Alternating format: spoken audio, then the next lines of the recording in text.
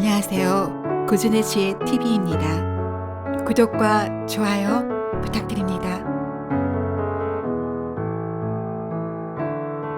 고준의 지혜 TV 두 번째로 들려드리는 이야기 모음 오디오북입니다. 아내의 일편단심.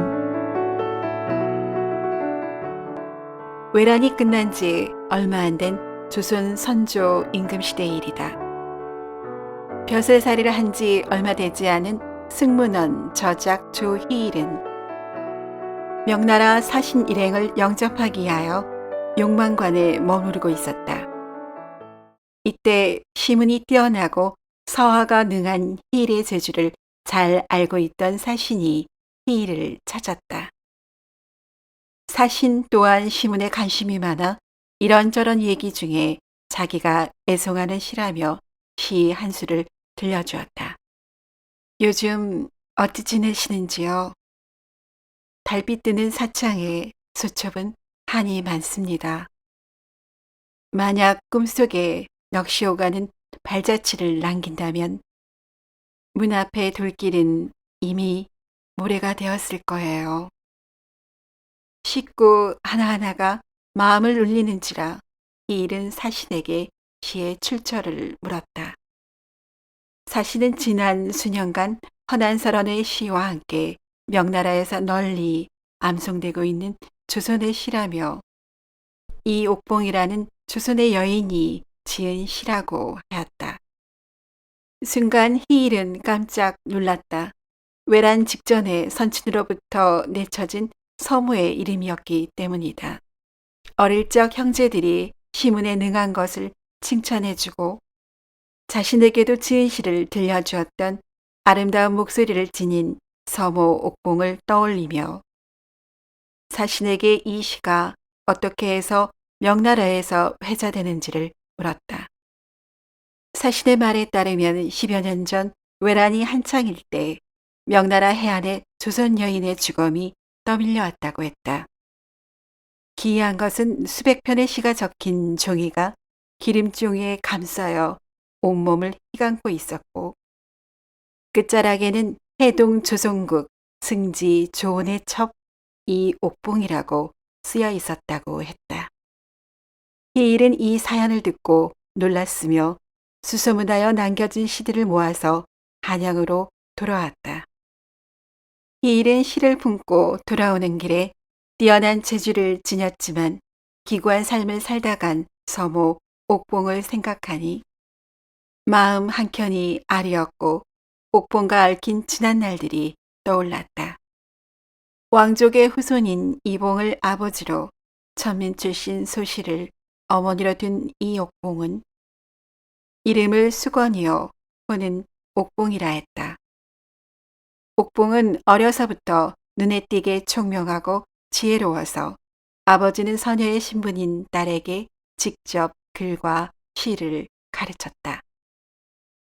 탁월한 글재주를 지닌 딸을 기특히 여긴 아버지 이봉은 해마다 책을 사주었고 날이 갈수록 옥봉의 문학적 재능은 일치월장하였다.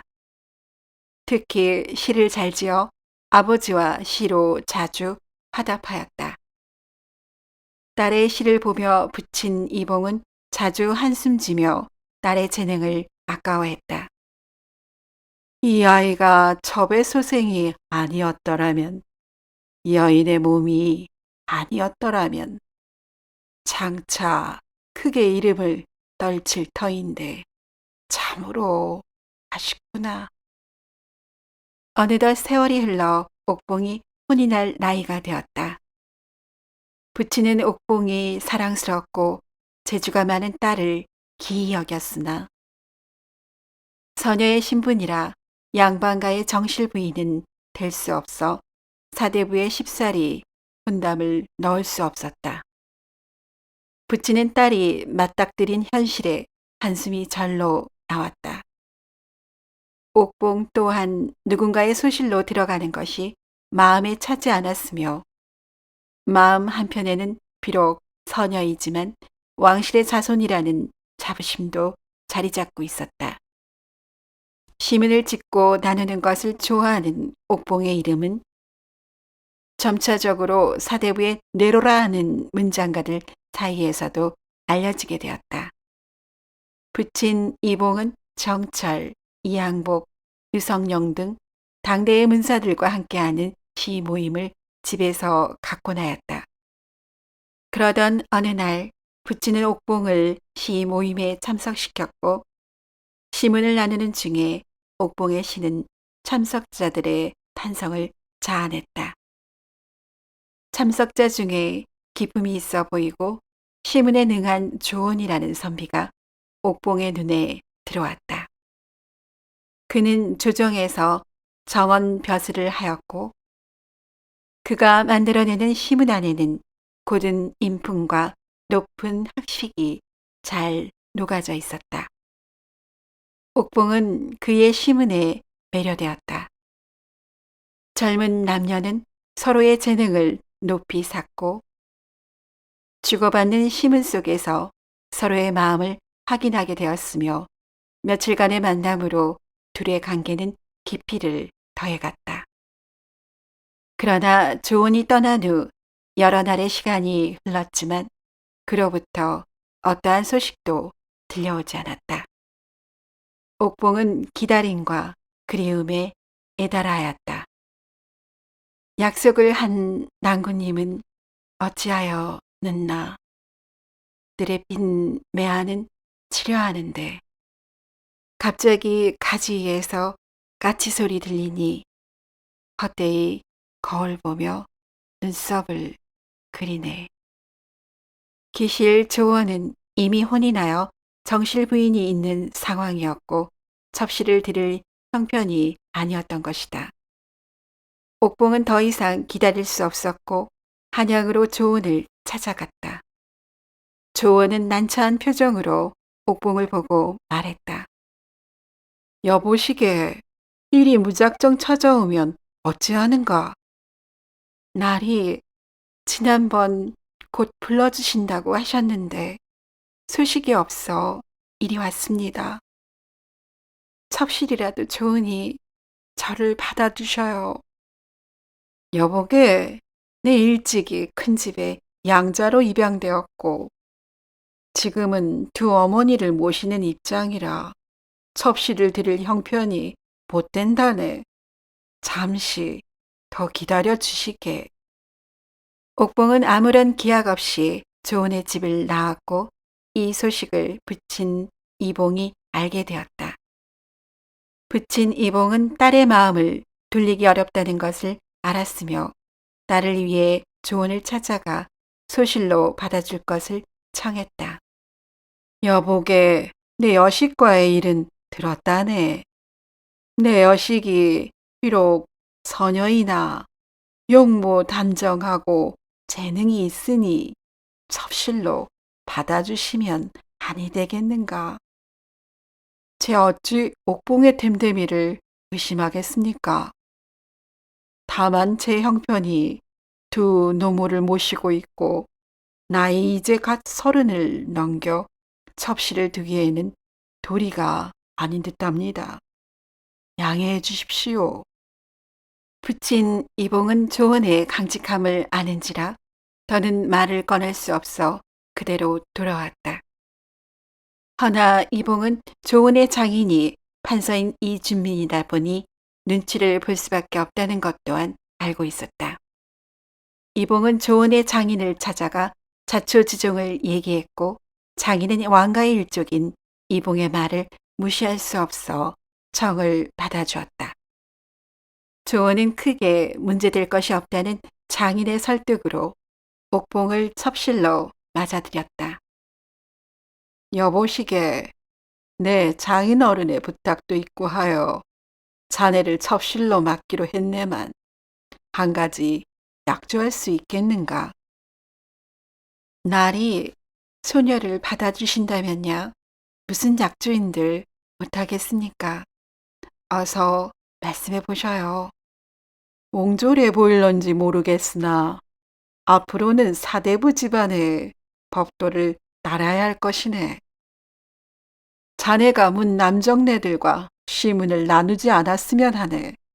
내 허락 없이는 자네의 시가 밖으로 나가지 않기를 바라네. 옥봉은 잠시 생각한 후 결연하게 말했다. 나리, 그 점은 염려하지 마셔요. 제가 나리의 여인이 되었는데 어찌 가벼이 외간 남자와 소통하겠는지요. 양반과 규방의 법도에 어긋남이 없도록 각별히 처신에 유념하겠어요. 옥봉은 사모하는 조언의 곁에 머물 수 있다는 것이 좋았고 남편을 존중하기에 남편과의 약조를 지키려고 했다. 간간히 주변에 아는 첩실들과 서신으로 교류하거나 남편의 허락이 있을 때만 남들에게 자신의 글을 드러냈다. 이렇게 10여 년의 세월 동안 옥봉은 평범한 첩실로 살고자 노력하며 자신의 재능을 숨기고 지냈다. 그러던 어느 날 좋은 집안의 선산을 지키는 산지기 아내가 옥봉을 찾아와 읍소했다. 마님, 제발 소인의 지아비를 살려주십시오. 고을의 아전이 제 지아비가 남의 소를 훔쳤다는 누명을 씌워 옥에 가두었습니다요. 마님께서 가나의 선처를 구하는 서신 한 장만 써주십시오. 이 말을 듣고 옥봉은 난처했으며 딱한 마음이 들어서 남편에게 말을 전하겠다고 했다. 하지만 안학내는 옥봉의 시문이 뛰어난 것을 알고 직접 소장을 써달라고 청했다. 옥봉은 남편과 한 약조가 마음에 걸렸으나 사정이 딱하고 남편의 집안 일이라 생각되어 시 한 수를 적어주었다. 원통한 송사를 아뢰옵니다. 세숫대야로 거울을 삼고 맹물을 기름 삼아 머리를 빗네. 첩의 몸이 직녀가 아닐진데 남편이 어찌 견우일이요. 산지기 아내는 남편이 옥에 갇힌 관아의 수령에게 이 글을 고했다. 견우와 직녀의 고사에 빗댄 식구였으나 검소한 두 사람이 소를 끌고 갔을 리 없다는 의미를 담고 있었다. 이 시를 받아든 관아의 수령은 감탄했고 산지기가 억울한 것으로 보아 풀어주었다. 이 일은 얼마 지나지 않아 관아의 관원들에 의해 옥봉의 남편 조원에게 알려졌다. 조원은 옥봉이 사사로이 관청의 송사에 개입한 것으로 보아 자시할 수 없었다. 조원은 차가운 표정으로 옥봉을 불러 말했다. 여보시게, 어찌 규방의 아녀자가 관가의 송사에 개입을 하였소.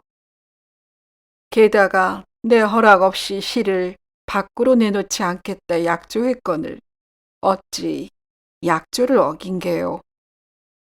더는 자네를 내 집에 머물게 할 수 없으니 당장 나가시오. 날이 그것이 아니었고. 옥봉은 무어라 그 상황에 대한 얘기를 하려 했으나 조원은 어떠한 기회도 주지 않았고 하인들을 시켜 옥봉을 집 밖으로 내치도록 했다. 남편 조원은 옥봉의 재능이 더는 약속을 지켜낼 수 없을 정도로 넘친다는 것을 알았기에 이리 결심한 듯 보였다. 갑작스레 문 밖으로 내쳐진 옥봉은 문 밖에서 남편을 향하여 용서를 구하며 통곡하였다. 그리고 그 자리에 며칠이고 머물며 조원의 집 주위를 떠나지 않았으나 조원은 이마저도 용납하지 않았다. 하는 수 없이 옥봉은 한강변에 움막을 짓고 기거하며 남편과의 만남을 학수고대하면서 많은 시를 지었다. 평생 이별의 한이 몸에 병이 되어 술로도 달래지 못하고 약으로도 고칠 수 없네. 이불 속에서 우는 눈물은 얼음 밑을 흐르는 물 같으니 밤낮으로 길게 흘러도 사람들은 알지 못하네. 이렇게 옥봉은 내쳐진 아픔 속에서 남편 조언을 향한 그리움과 회한의 마음을 시로 달래며 하루하루를 보냈다. 그러던 중에 임진애란이 일어났으며 옥봉의 행적은 묘연해졌고 전란 중에 남편 조온 역시 세상을 떠나 둘은 더 이상 이어지질 못했다. 이후 숙종임금 때 조원, 조희일과 조석형 3대의 글을 모아 가림세고라는 책이 발간되었는데 이 책의 부록에 옥봉의 시 32편이 수록되어 함께 전해진다. 이처럼 뛰어난 재능을 지닌 조선의 시인은 서녀라는 신분의 한계와 또 여성이라는 그늘을 벗어날 수 없었다. 게다가 그 재능의 무게마저도 사랑하는 이에게 내쳐지는 아픔을 초래하여 슬픈 생을 마감하게 했다. 허나 사람의 가슴을 울리는 그녀의 주옥 같은 시는 시대를 넘어 지금까지도 전해져 많은 이들의 가슴 속에서 살아가고 있다. 사이 나쁜 형제와 거지 형제. 옛날 한양 어느 고을에 아들 둘을 둔 부유한 부부가 있었다. 매해 천석을 거둬들여 부족함이 없이 지내고 있었고 아들들도 장성해서 혼이 나여 부모와 함께 잘 살고 있었다. 하지만 한치 앞을 알 수 없는 게 인생사라 했으니 나이든 부모가 갑작스런 사고를 당하여 세상을 떠나고 말았다. 두 아들은 부모님의 갑작스런 죽음에 슬퍼했고 황망했다. 그동안 부모님 덕에 풍족하게 아무런 걱정 없이 잘 살아왔지만 앞으로의 삶을 생각하니 어찌해야 할지 막막하기만 했다. 그러나 두 아들은 슬픔 속에서도 한 가지 생각을 떨칠 수 없었다. 재산을 충분히 갖게 되지 못하면 고생길이 펼쳐질 수밖에 없다는 걱정이었다. 더구나 평소 건강하던 부모가 이원 없이 갑자기 세상을 등진 터라 유산을 어찌 분배해야 할지 정해지지 않은 상태여서 두 아들의 고민은 깊어졌다. 상을 치르고 며칠이 지난 어느 날 큰아들이 동생을 불러 말했다. 아우야, 부모님께서 돌아가셨으니 장자인 내가 이 집을 물려받는 것이 합당하지 않겠느냐? 너는 식소를 데리고 나가줘야겠구나. 형의 말을 듣고 동생이 기가 막혀 하며 말했다. 아니, 형님, 청천벽력도 유분수지 가진 것 하나 없이 어찌 나가란 말이오? 이에 형이 답했다. 이놈아, 장자가 상속을 받는 것은 예로부터 내려오는 관례고 법도인데 왜 이리 생떼를 부리는 게냐? 내 식솔들이 굶지 않을 정도로 전담 몇 마지기는 해줄 터이니 그것에 만족하고 수일 내로 분가하거라. 형님은 나보다 세상 경험도 많고 조카들도 장성했으니 재물이 덜 필요할 게 아니오. 나는 세상 경험도 적고 아이들도 어려 재물이 더 필요한 것이 세상이 지거늘 어찌 그리 욕심을 부린단 말이오. 나는 큰아들이니 제사도 모셔야 하고 친척이나 손님을 접대도 해야 하니 그러는 것 아니더냐. 아니 그렇다면 한 해 걸러 제사를 번갈아 지내면 될 일이고 손님이 어째 형님 댁만 가라는 법이 있어? 이렇게 형제 간의 다툼은 점점 심해졌고 해결의 기미가 보이지 않았다. 형이 집안 어른들이나 마을 사람들에게 물어보자고 했지만 동생은 자신에게 불리할 것이 예상되었기에 반대했다. 급기야 두 형제는 고을 원님에게 고변하여 판단해달라는 지경에 이르렀다. 고을 원님은 합리적이고 신중한 판관으로 소문이 난 사람이었고 형제의 말을 하나도 빼놓지 않고 들었다. 원님은 형제들의 말이 끝나자 빙그레 웃으면서 내일 다시 오면 해결책을 내놓을 것이니 더는 싸우지 말고 자중하도록 일렀다. 다음 날 형제가 동원으로 들어오자 원님은 형제들 앞에 글씨가 적힌 종이를 각각 내밀며 말했다. 여보게들, 종이에 적힌 두 마디 문구에 담긴 속뜻을 알아내는 사람에게 자네들 부모님의 전 재산을 갖도록 하겠네. 따르겠는가? 종이에는 산탕구와 수토주라는 두 글귀가 적혀 있었다. 한자 그대로 풀이하면 산이 절구를 삼키고 물이 구슬을 토해낸다라는 뜻이었다. 형제는 원님의 뜻이라 거역할 수 없었고 글귀가 적힌 종이를 받아들고 집으로 돌아갔다. 형제는 한자의 뜻은 알겠으나 그 의미는 도대체 떠오르지 않았다. 급한 마음에 근동에 글 잘하는 선비들에게 물어봐도 속 시원하게 답을 얻지 못했다. 하는 수 없이 형제는 글귀의 속뜻을 알아내고자 각자 흩어져 타지에 글 잘하는 학자들을 찾으러 집을 나갔다. 형제는 수개월에 걸쳐 소문난 학자들을 찾아 전국을 헤매었지만 뚜렷한 답을 찾지 못했다. 형제는 성과 없이 객지를 다니다 보니 지쳤고 집으로 돌아갈 마음이 간절했지만 재산이 욕심이 나 쉽게 돌아가질 못했다. 그러던 어느 날 큰아들이 남쪽 어느 마을에 고개를 넘던 중에 그만 밤이 되고 말았다. 멀리 불빛이 새어나오는 초가집이 보였고 집 근처에 가니 글 읽는 소리가 낭낭하게 들려 하룻밤 지낼 수 있겠다 싶어 주인에게 청했다. 선비로 보이는 주인이 큰아들을 맞아들였다. 방 안으로 들어가니 사방 벽면에 책이 가득했고 살림은 궁색했으나 학식이 깊어 보였다. 큰아들은 혹시 하는 마음에 원님이 내준 글귀를 주인에게 보이며 글귀의 속뜻을 알기 위해 지금까지 전국을 찾아다녔다고 했다. 주인은 잠시 기억을 더듬더니 미소 지으며 말했다. 손님, 어떤 사연이 있는지는 모르겠으나 두 글귀는 각기 다른 내력을 지니었답니다. 한번 들어보시겠습니까? 이리 말하고 첫 번째 글귀인 산탕구의 유래에 대해 말했다. 옛날 어느 마을에 부모를 불시에 잃은 두 아들이 있었는데 유산을 두고 형제들이 다투다가 모든 재산을 똑같이 나누기로 했다는 것이다. 수저가 두 벌이면 한 벌씩 나누고 작대기가 하나면 반토막씩 나누는 식으로 재산을 반씩 나누어 가다가 마지막 물건 하나가 남았다.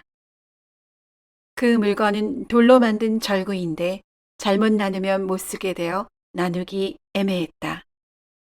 두 아들은 고민하던 끝에 뒷산 제일 높은 언덕에서 돌절구를 굴려 왼쪽으로 굴러가면 큰아들이, 오른쪽으로 가면 작은아들이 갖기로 했다. 그런데 높은 언덕에서 돌절구를 굴리다 보니 아래로 굴러간 돌절구가 어디로 갔는지 찾지를 못했다. 결국 돌절구는 잃어버려 두 아들 중 아무도 갖지 못하게 되었고 둘은 죽을 때까지 서로 보지 않았다고 한다.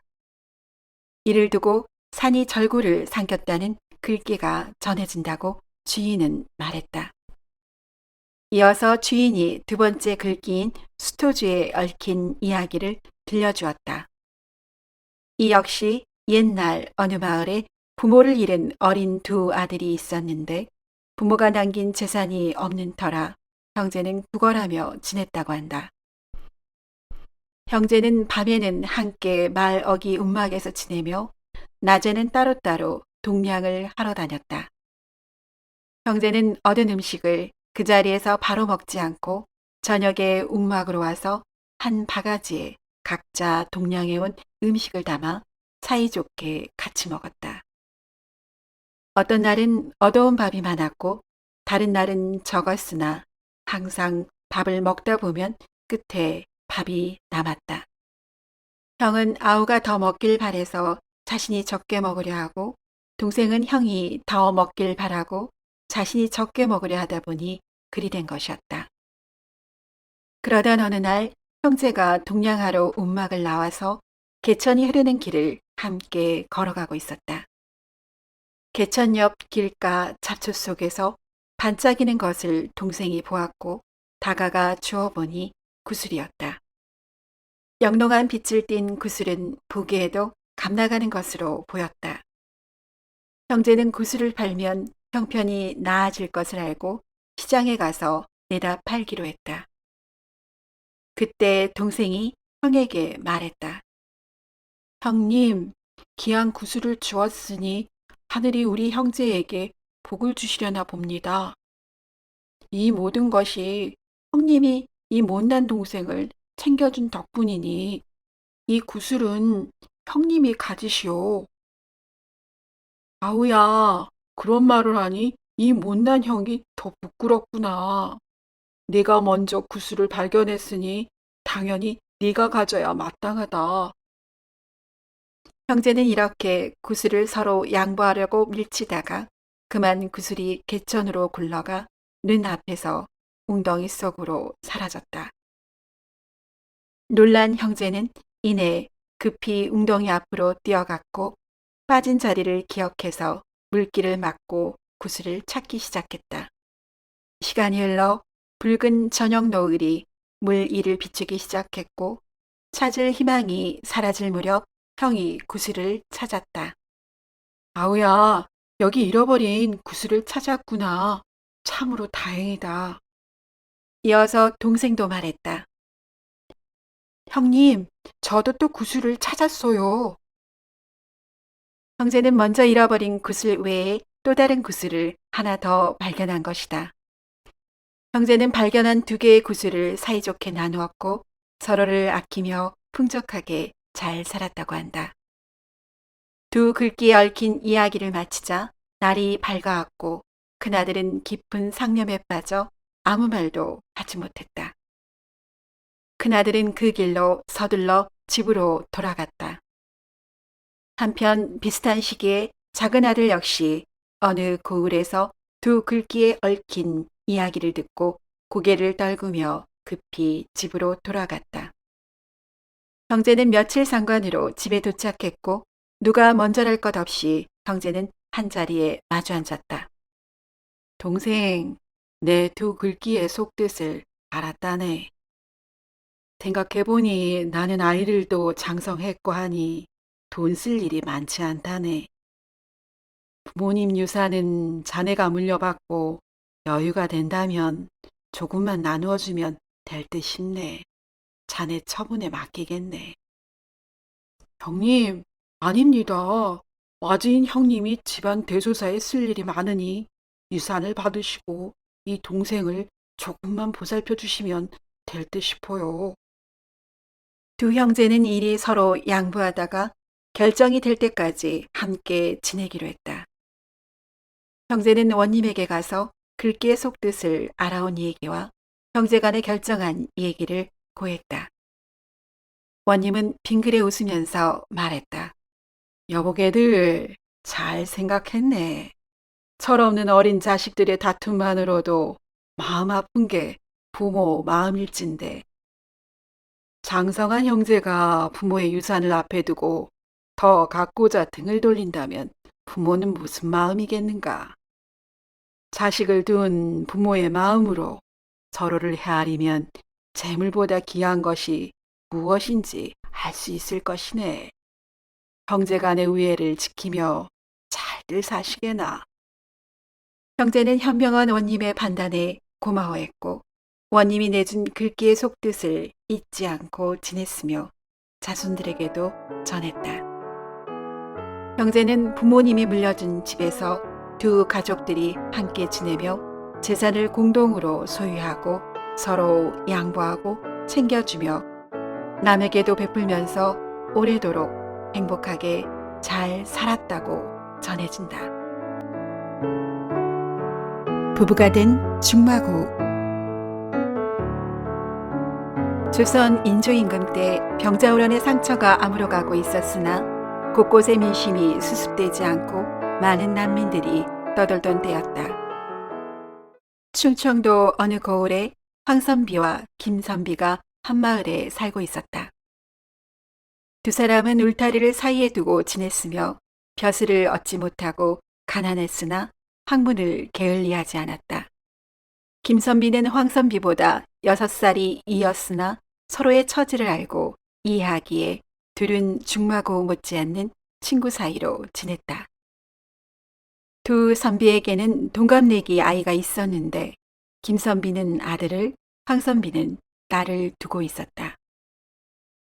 자연스레 딸과 아들은 친한 또래 친구가 되었으며 소꿉놀이도 글공부도 늘 함께하였다.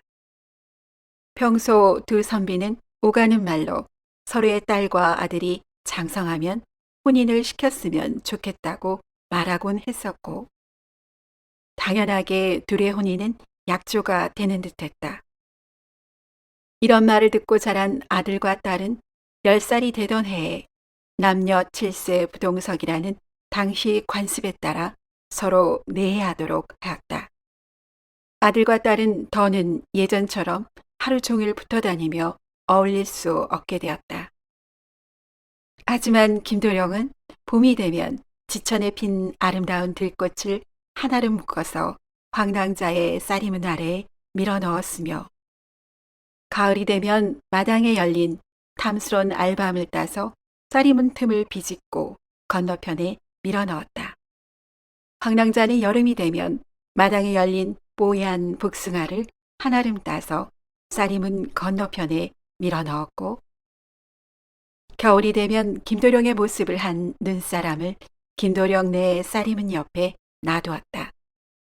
둘은 어른들 사이의 은연중에 오고 간 혼인 얘기를 가벼이 주고받는 말처럼 생각하지 않았고, 둘 사이의 굳은 약속으로 마음속에 자리 잡았다.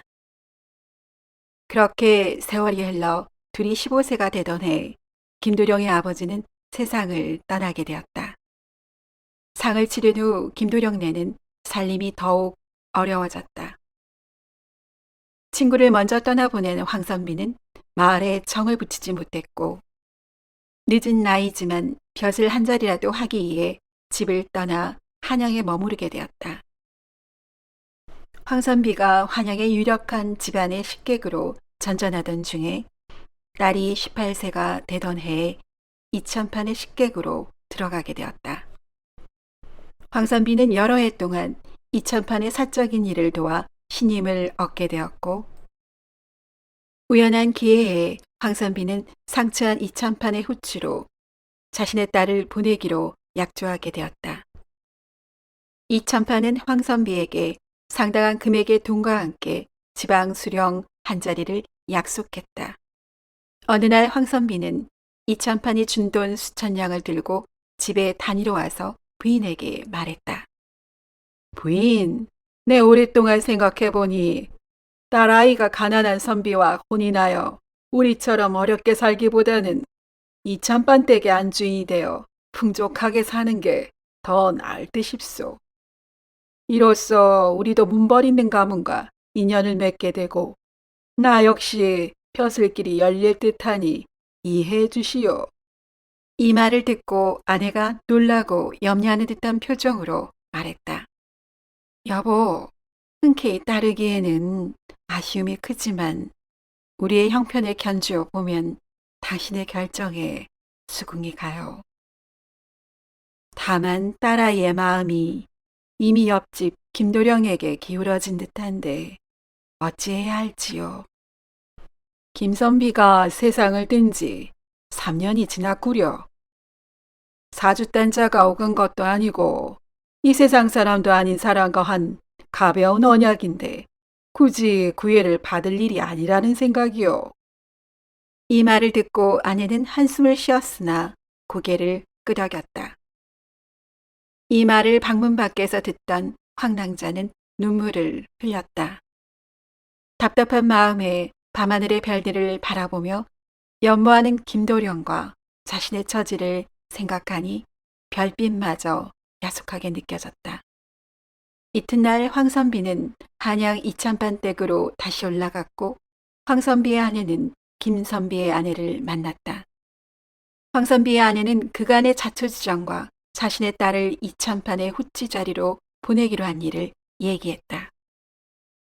김선비가 떠난 후 두 집안의 관계가 소원해진 터라 김선비의 아내는 예상했다는 듯이 두 눈을 질끈 감았다. 밖에서 이 얘기를 들은 김도령 역시 두 눈을 감고 깊은 상념에 사로잡혔다. 부모님의 결정을 거역할 수 없었던 두 청춘 남녀는 어떠한 해결책도 떠오르지가 않았다. 김도령은 옆집에 들릴 정도로 밤늦도록 글을 읽었고 황낭자는 새벽까지 바느질을 멈추지 않았다. 황낭자는 김도령을 볼 면목이 없었고 마음과 달리 되도록이면 김도령과 마주치지 않으려 애썼다. 쌀임은 넘어 눈이 마주치기라도 하면 급히 눈을 돌렸고 김도령의 시선을 애써 피했다. 하지만 황낭자의 김도령을 향한 마음은 여전히 변함없었고 김도령의 마음 역시 그러했다.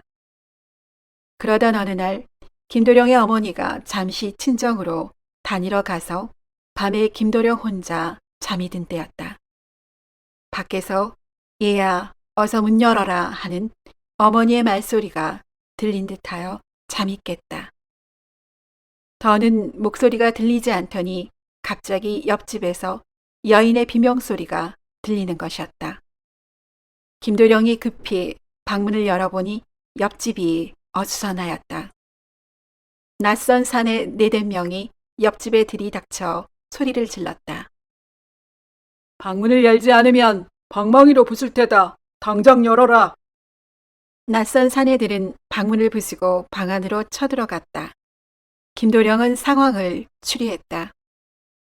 난민으로 떠돌던 사내들이 황선비 집에 큰 돈이 들어왔다는 소문을 듣고 강탈하러 쳐들어온 것으로 판단되었다. 김도령은 쌀이문을 비집고 옆집의 상황을 살폈고 자신의 집 마당에 걸려있는 노끈을 허리춤에 걸치고 방망이를 들었다.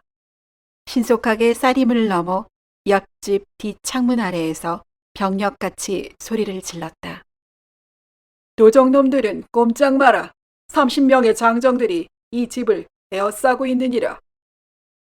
네 먼저 들어갈 테니 기척이 없으면 밖에 장정 100명은 뒤따라 들어오시오. 김도령은 이 말을 마치자 창문을 부수고 들어가 두적들 앞에 섰다. 이 모습을 보고 두적들은 모두 그 자리에 얼어붙었다. 오랏줄을 허리춤에 메고 방망이를 든 김도령의 모습이 자신들을 잡으러 온 포졸로 보였던 것이다. 김도령은 재빨리 두족들을 묶고 강에 가두었다.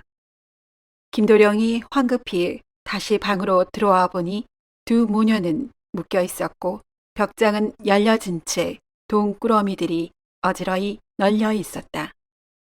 특히 김낭자는 보쌈이라도 당할 듯 포대기가 뒤집어 씌어 있었다. 김도령은 마을의 장정들을 불러와 광 앞을 지키도록 했고 관아에 고하여 포교와 포졸들이 나와 두족들을 끌고 가도록 했다. 두족들을 문초하니 며칠 전 엮어올 군수집을 도적질하고 군수의 딸을 납치한 자들이었다.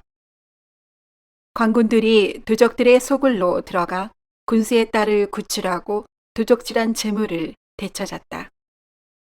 김도령이 옆집 모녀를 구한 일은 이웃 마을까지 삽시간에 퍼졌고 한양의 황선비에게도 전해졌다. 황선비는 황급히 집으로 내려왔고 아내와 딸을 살폈다. 황선비가 가족을 위로할 때 딸이 결연한 표정으로 말했다. 아버지, 소녀 그간 아버지의 결정을 차마 거역할 수 없어 말씀드리지 못했습니다. 이번 일을 계기로 저에게 천생배필은 김도령뿐이라는 생각이 더 굳어졌습니다. 부디 결정을 다시 생각해 주셔요. 황선비는 딸의 말을 듣자 고개를 끄덕였고 김도령의 기지로 자신의 식솔들이 목숨과 재산을 구한 일을 깊이 생각했다. 황선비는 결심한 듯 김도령을 불러 말했다. 여보게 고맙네. 내 자네에겐 면목이 없네 그려. 개구장이 시절이 엊그제 같은데 이렇게 어엿한 장부로 성장하였구먼. 어르신, 어찌 이웃의 곤란한 지경을 두고 선비된 자가 가만히 방관하겠는지요. 마음에 두지 마시고 계획하신 큰 일을 도모하십시오. 황선비는 김도령의 말이 너무 대견했고 딸을 이참판의 후치로 보내려는 마음을 접었다. 황선비는 한양에 올라가 이참판에게 이 사실을 알렸고 받은 돈을 돌려주고 집으로 내려왔다. 예전처럼 두 집안에는 평온한 날이 찾아왔고 김도령은 일말의 희망을 품고 과거 공부에 전념했다. 몇 년이 흘러 김도령이 22세가 되던 해 과거 시험을 보러 한양으로 올라가기 전에 황낭자를 조용히 만나서 말했다. 낭자, 내 이번 과거에는 필히 좋은 결과를 얻어 정식으로 청원하겠소. 도령님, 이번에 좋은 결과를 얻으실 것이라 생각됩니다. 그러니 마음 편히 임하셔요. 김도령은 한양에 도착하자 이조 판서의 요청으로 이조 판서댁을 찾아갔다. 이조 판서는 몇 년 전에 구해준 군수딸의 할아버지였다. 이조 판서는 김도령을 보자 한눈에 호감이 갔고 김도령에게 고마움을 전했으며 과거 시험을 보는 동안 자신의 집에 머물도록 했다.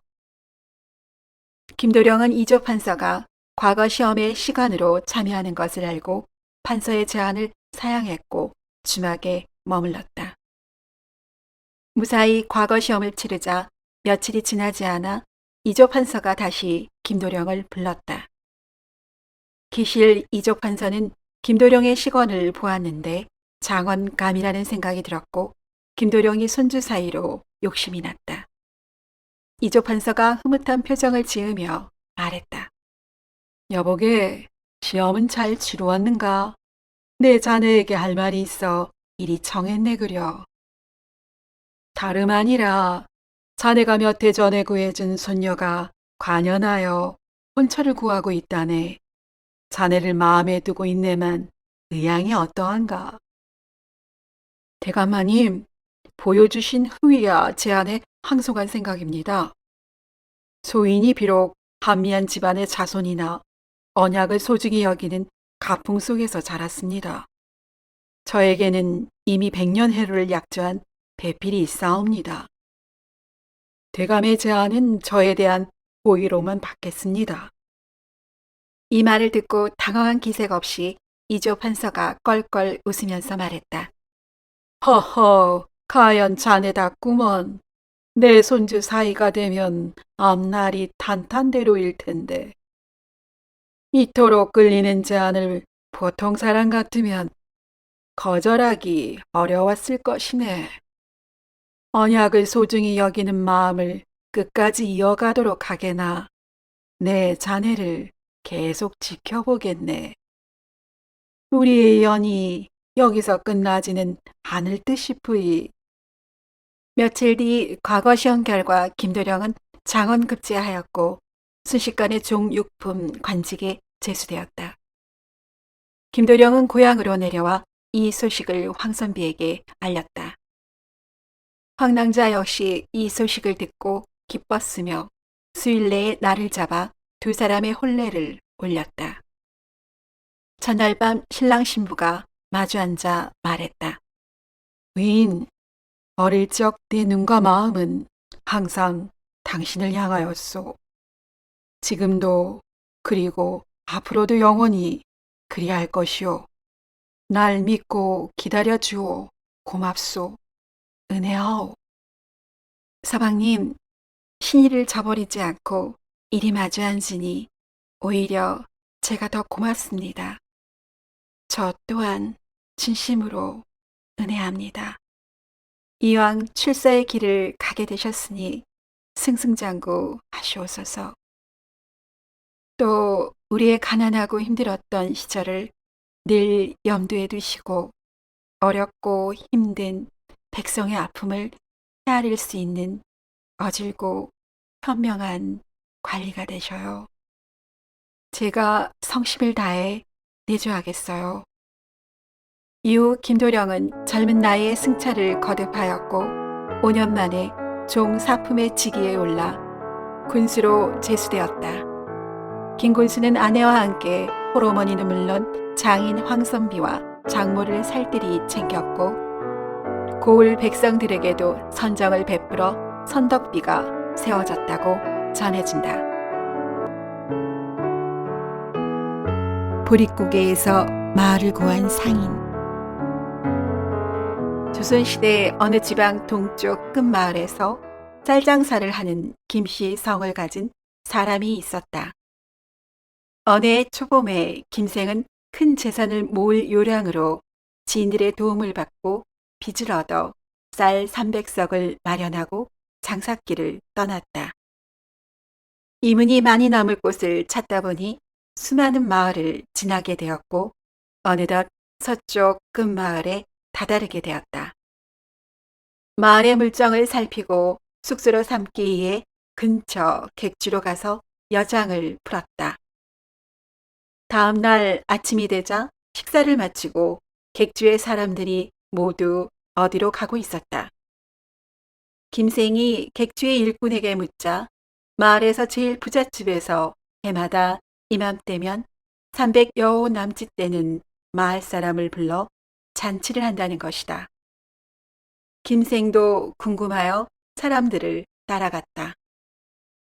김생이 부잣집에 도착하니 이미 3355 마을 사람들이 잔치상 앞에 앉아 있었다.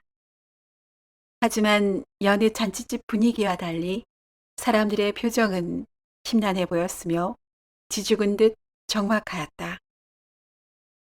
그때 부잣집 주인이 대청이에 올라 말했다. 여러분들 지난 한 해 수고 많았소이다. 앞으로 닥쳐올 시름은 있고 오늘은 그저 즐기십시다.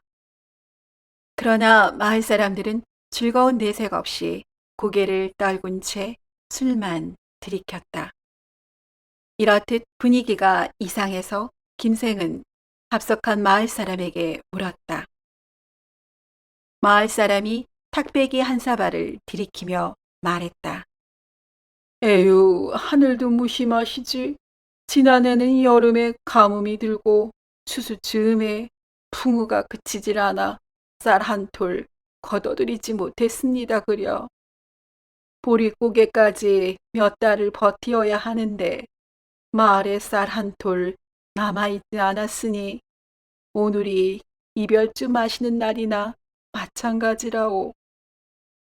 남 어려운 모습을 지나치지 못하는 김생은 한참 동안 마을 사람들의 시름 섞인 넋두리를 들으면서 묵묵히 생각에 잠겼다. 기실 김생은 어린 시절 극심한 보릿고개를 겪고 배고픔이 무엇인지를 아는지라 마음이 무거워졌다. 사전을 하게 된 이유도 그 굶주림으로부터 벗어나고자 부단히 일한 결과였다. 마을 사람들이 보릿고개까지 버티려면 306의 곡식이 필요하다는 말을 듣고 한참 후에 김생은 대청마루에 올라서서 말했다. 여러분들 잔치집 분위기가 이리도 가라앉아서야 되겠습니까? 네, 동쪽 끝마을에서 짜전하는 장사꾼인데 여러분들께 기한을 두지 않고 쌀을 융통해 드리겠습니다. 마을 사람들은 김생의 말을 듣고 길을 의심했으나 모두 기뻐했다. 마을 부자가 마을을 대표해 고마움을 표했고 빠른 시일 내에 쌀을 갚겠다고 했다. 그날 마을 사람들은 시름을 잊고 즐거운 마음으로 잔치를 즐겼으며 김생은 객주를 통해 쌀을 전달했고 흐뭇한 마음으로 고향으로 돌아갔다. 그해 마을 사람들은 김생 덕분에 보릿고개를 넘겼고 보릿추수 또한 풍년이 들어 넉넉해졌으며 가을 추수 또한 대풍이 들었다. 마을 사람들은 모든 것이 김생이 도와준 덕분이라 생각했고 김생이 돌아오면 도움을 받은 쌀을 갚으려고 했다. 이자를 장리로 계산해서 2분의 1을 더해 450석을 마련해 부잣집 창고에 쟁여두었다. 하지만 무슨 일인지 한 해가 지나가도 김생은 오지 않았다. 마을 사람들은 기다리다가 마을 부자의 제안으로 쌓인 쌀을 다시 나누어 쓰기로 하고 이자를 더해 갚기로 했다. 해가 더해갔지만 김생은 감감무소식이었고 마을 사람들은 쌀을 묵힐 수 없어서 앞선 방식대로 이용했다. 세월은 흘러 10여 년이 지나자 쌀은 불어나 1만 석이 넘어갔고 마을 사람들은 혹시 김생이 이 세상 사람은 아닌지 생각했다.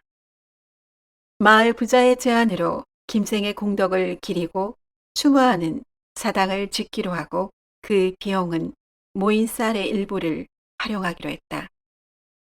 한편 서쪽 마을에서는 이러한 상황이 진행되었으나 김생은 그 마을로 돌아가기 어려운 사정이 있었다.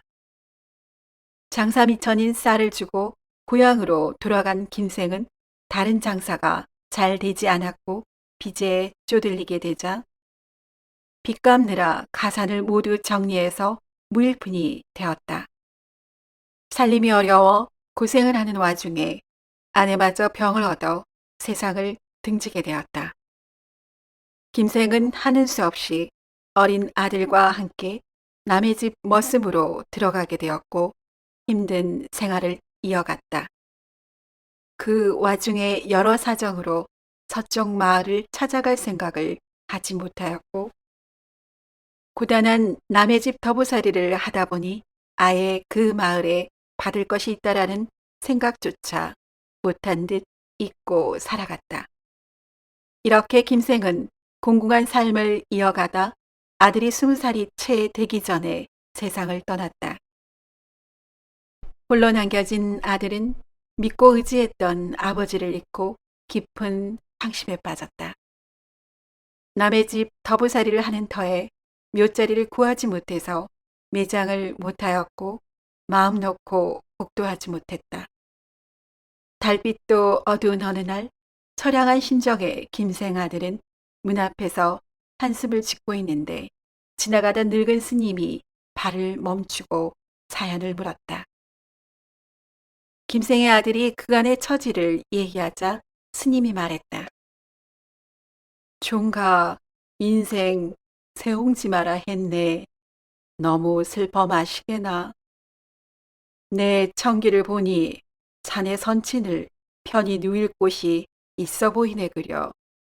힘들더라도 나를 따라 묘자리를 보러 가겠는가. 김생의 아들은 스님의 말이 믿기지 않았으나 도움의 손길이 간절하던 차에 말을 따르기로 했다. 날이 밝자 선친의 주검을 지게에 얹고 스님을 따라 서쪽으로 길을 떠났다. 가도 가도 끝없는 길을 며칠 동안 걸어서 날이 어둑할 즈음에 어느 마을 어기 호젓한 곳에 덩그러니 서 있는 기와집 근처에 도착했다. 기와집에 이르자 스님이 김생의 아들에게 말했다. 여보게 먼 길을 따라 오느라 고생했네. 이곳 기와집 대청마루 아래 선친을 묻으시게. 그리하면 대대로 복이 찾아올 것이네. 장사 잘 치르시게. 라고 말하고 호련히 떠나갔다. 김생의 아들은 스님의 말이 너무 괴이하여 잠시 생각에 잠겼고 스님을 다시 돌아보니 이미 사라진 뒤였다. 결국 어쩔 수 없다는 생각에 밤이 깊어지길 기다려 기와집에 들어가 스님의 말대로 선친을 대청마루 밑에 묻었다. 이렇게 매장하느라 어느덧 새벽이 밝아왔으며 김생의 아들은 들키기 전에 기와집을 서둘러 빠져나왔다.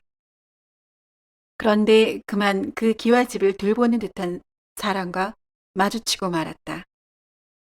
김생의 아들은 죄를 지었다는 생각에 발이 떨어지지 않았고 청직에게 붙들려 마을의 부잣집으로 끌려갔다. 마을 사람들이 몰려들었고 마을의 부자가 다그쳤으나 김생의 아들은 차마 사실을 말하지 못하고 한동안 버텼다. 하지만 관아에 고변한다는 말을 듣고 김생의 아들은 장사 지낸 이야기와 그간에 살아온 내력을 소상하게 말했다. 이 말을 듣고 사람들은 눈이 희둥그레지며 놀랐고 마을의 부자가 말했다. 여보게, 자네가 십수년간 오매불망 기다려온 동쪽마을 김공의 아드님이었구먼. 이리도 기막힌 우연이 있을꼬. 자네가 선친의 묘자리를 제대로 찾았네 그려. 기실 그 기와집은 마을 사람들이 김생의 선행을 기리고 제사 지내기 위한 사당이었던 것이다. 이 사실을 알고 김생의 아들 역시 놀랐으며 마을 사람들의 따뜻한 환대를 받았다. 며칠이 지나자 마을 사람들은 사당을 허물고 김생의 시신을 수습하여 제대로 장례 절차에 따라 봉분을 만들고 성물을 세워 묘를 조성했다. 그리고 김생의 아들에게는 그동안 모아두었던 1만 녀석의 쌀을 건네주었으며 마을의 참한 처녀를 배필로 맞이하게끔 도움도 주었다. 이후로 김생의 후손들은 대대손손 번창하였고 주변 사람들에게 선행을 베풀며 살았다고 한다. 마을 사람들 역시 해마다 김생의 선행을 기리며 제사를 지냈고 이 일화를 널리 알렸다고 한다. 이렇듯 아무런 셈 없이 어려운 사람을 도운 김생의 선행은 비록 자신과 가족에게 어려움을 가져왔으나 훗날 부답으로 돌아왔고 후손들이 번창할 수 있게 되었다. 오늘도 이야기를 시청해 주신 여러분께 감사드립니다. 재미있는 이야기로 곧 찾아뵙겠습니다.